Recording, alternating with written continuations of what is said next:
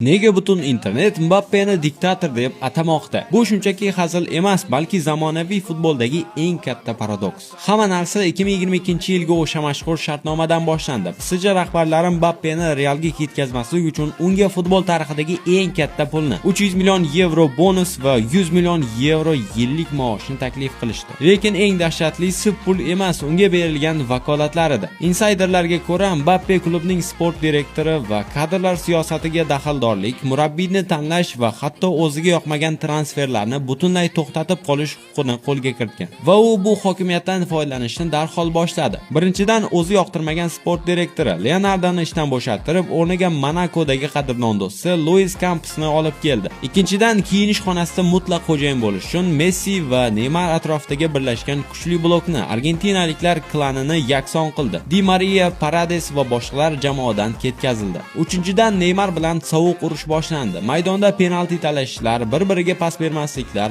oxir-oqibat rahbariyat diktatorning xohishiga ko'ndi va Neymarni Saudiya Arabistoniga sotib yubordi. Mbappe Real Madridga o'tgandan keyin ham u haqdagi bu gap-so'zlar to'xtamadi. Mishmishlarga ko'ra, bitta o'yinda Barselona g'alaba qozongach, murabbiy Xabi Alonso o'z o'yinchilaridan raqiblarni hurmat qilib, qarsak chalib turishni so'ragan. Lekin bu narsa o'zidan ketgan Mbappega umuman yoqmagan va u rahbariyatdan darhol murabbiyni haydashni talab qilgan. Eng qizig'i, tez orada murabbiy rostdan ham ishdan ketgan. Mbappe o'z obro'siga shunchalik e'tibor beradiki, internetdagi oddiy hazillardan ham vahimaga tushib, sudlashishga yuguradi. Tasavvur qiling, u o'zining boshini yumaloqligini kabob noniga o'xshatgan internet yulduzini sudga berdi.